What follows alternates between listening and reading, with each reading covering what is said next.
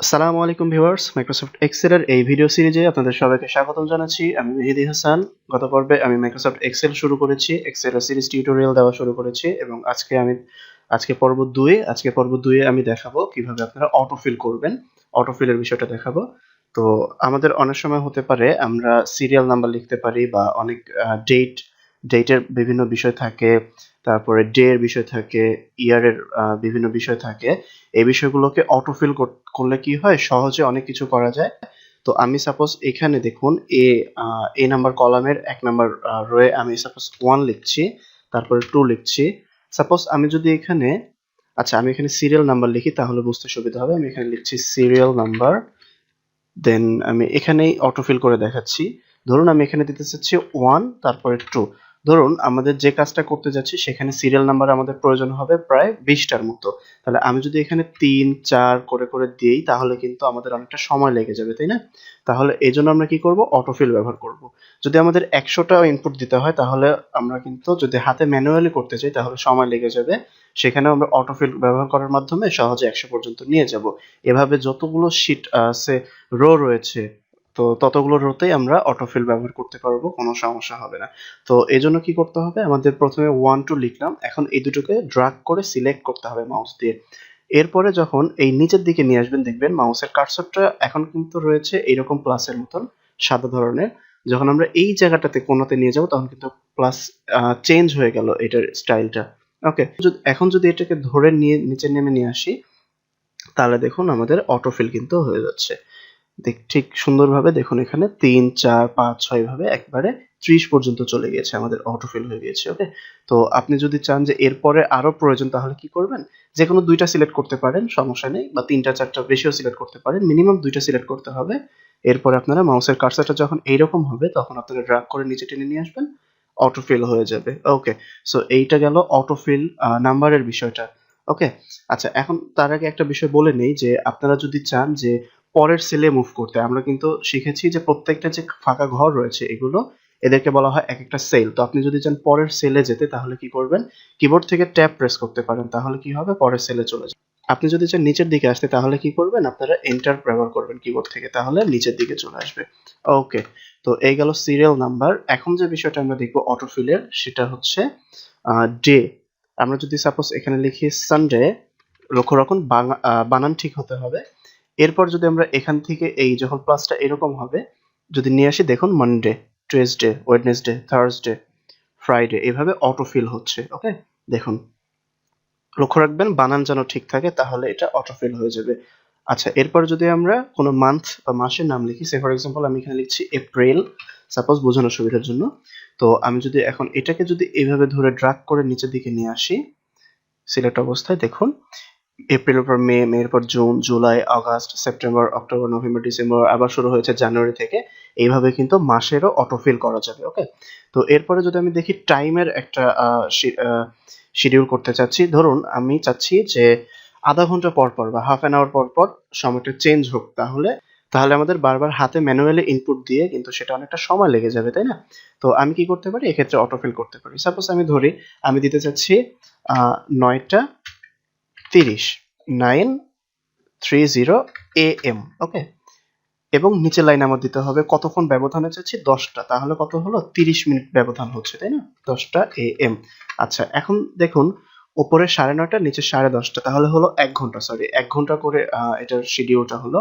এখন যদি আমি দুটোকে সিলেক্ট করি, করার পরে যদি নিচের দিকে নিয়ে আসি, দেখুন হাফ অ্যান আওয়ার পর পর, সরি 1 আওয়ার পর পর কিন্তু চেঞ্জ হচ্ছে। যেমন এখানে 9:30, নিচে 10:30, তারপর 11:30। যখন 12:30 হয়ে গিয়েছে তখন দেখুন সকাল থেকে সেটা দুপুর হয়ে গিয়েছে, অর্থাৎ পিএম, এম থেকে পিএম এ চলে গেছে। ওকে, তারপর 12:30, 1:30, সরি 1:30, 2:30, 3:30, 4:30, এভাবে half an hour, sorry 1 hour পর পর এটা কিন্তু চেঞ্জ হয়েছে, অটোফিল হয়েছে। ওকে, আপনি যদি চান এখানে 15 মিনিট পর পর দেখাতে সেটাও হবে, কোনো সমস্যা নেই।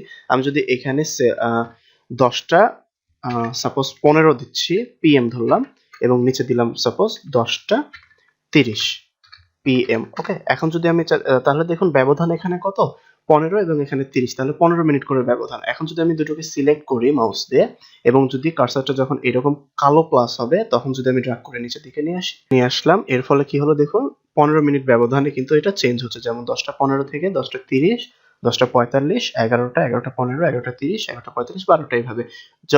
দেখুন যখন 12টা বেজে যাচ্ছে তখন কিন্তু চেঞ্জ হচ্ছে, AM PM এর যে বিষয়টা এটা কিন্তু চেঞ্জ হচ্ছে। তাহলে এই গেল আমাদের ডেট টাইমের যে বিষয়টা। তাহলে আমরা নাম্বারে অটোফিল করা শিখলাম, কোনো একটা ডেতে অটোফিল করা শিখলাম বারে, তারপরে শিখলাম হচ্ছে মাসে অটোফিল করা, কিভাবে সময়কে অটোফিল করতে হয় এটা দেখলাম। এখন যদি আমি ডেটে অটোফিল করতে চাই তাহলে কি করব? সাপোজ ধরুন আমি এখানে লিখছি 01/01/2020, ওকে? তো এখন এটাকেও কিন্তু অটোফিল করা যাবে। এক্ষেত্রে 2টা ইনপুট দেওয়ার প্রয়োজন নেই। আমি যদি একটাকে জাস্ট ধরে নিচের দিকে নিয়ে আসি তাহলে দেখুন অটোফিল হচ্ছে। এটা হবে দেখুন, আচ্ছা এখানে সেলগুলো এরকম হ্যাশ চিহ্ন হয়ে গেছে, এটা কেন? এটা সেল সাইজটা ইনক্রিজ করতে হবে আমাদেরকে, তাহলে হবে। তো সাইজ কিভাবে ইনক্রিজ করবেন সুন্দরভাবে সেটা আমি দেখাচ্ছি একটু পরে।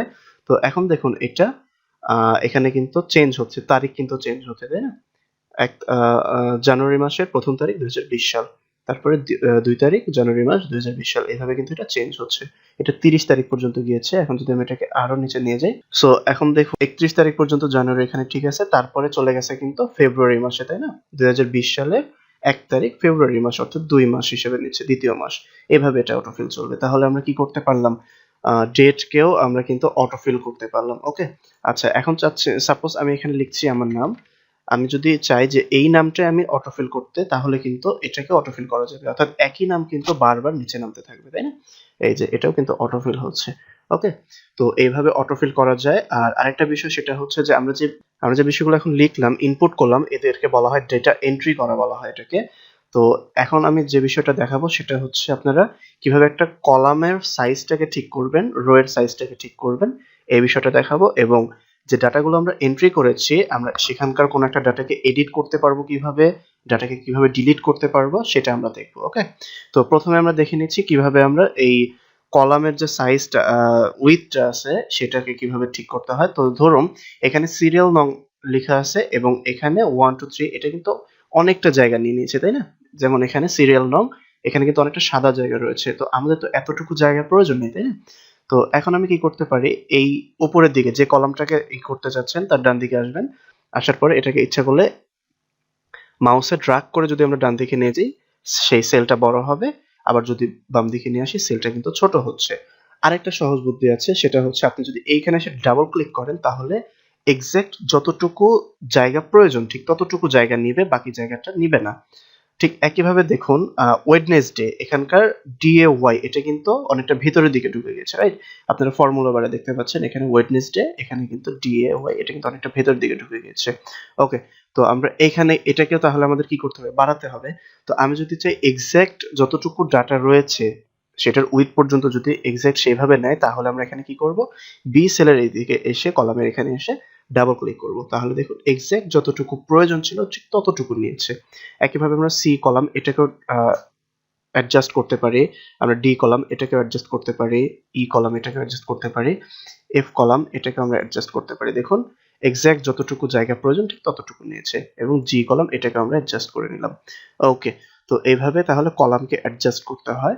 তো এরপরে আমি হোম ট্যাবের ভিতর থেকে বিভিন্ন স্টাইল করে দেখাবো যেগুলো প্রয়োজন পড়বে, কিভাবে একটা শীটকে সুন্দর করতে হয়, সুন্দরভাবে উপস্থাপন করতে হয় সেটা দেখাবো।